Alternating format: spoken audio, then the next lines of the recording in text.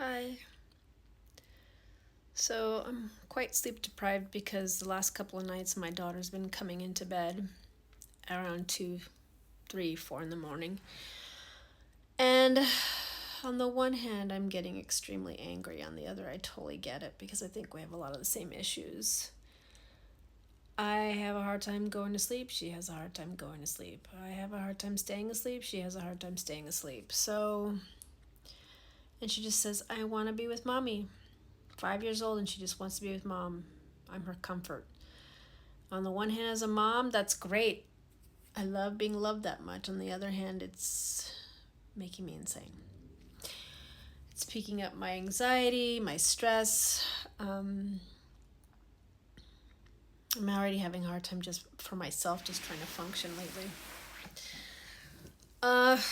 I did start this program, so I'm gonna start working on doing a apple cider vinegar detox drink in the mornings, and I'm waiting for my detox supplements to come. And I guess I'm gonna just be doing like this thing where I eat cooler foods on certain parts of my cycle and warming foods on other parts of my cycle.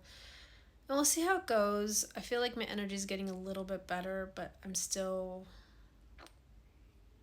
nowhere near where I used to be. That's fun. Anyway, the best I can do is just realize that this is where I'm at now, and I'm doing the work to get better, and I'm trying to help my children with their neurodivergencies and all that. And I just keep thinking of the 20 something I used to be that used to have so much energy and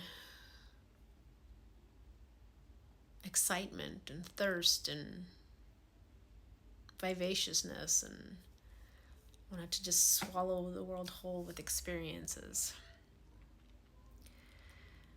Well, I should have done more with my life when I was in my 20s.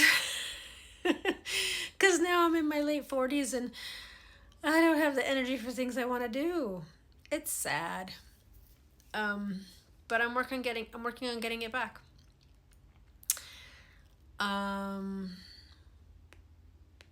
So yeah, I'll just work with the adrenals and all that, and then I don't know if I have issues with histamine, with the PMDD and the EDS and POTS or whatever. I'm gonna see a new doctor tomorrow, a new regular doctor at Kaiser.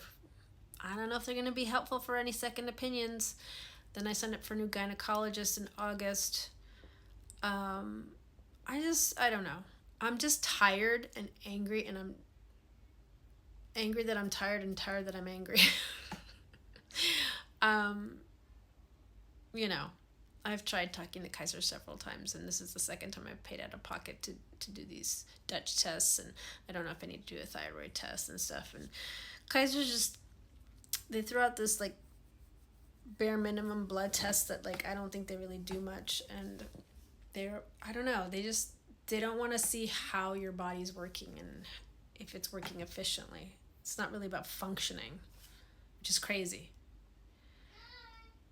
All right.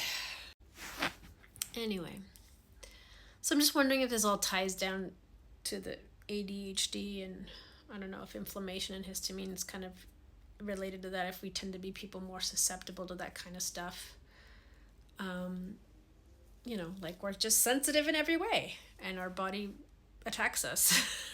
But every time I look up ADHD and like autoimmune or ADHD and PMDD and ADHD and take your pick, there's just a higher rate. So there's just a lot of different things that are happening that like seem to be linked to ADHD or like cause a person to have a higher chance of certain conditions. And I wouldn't be surprised if I'm autistic. Anyway, but I've said this several times in several TikToks. Yeah, who knows? Maybe we'll figure it out.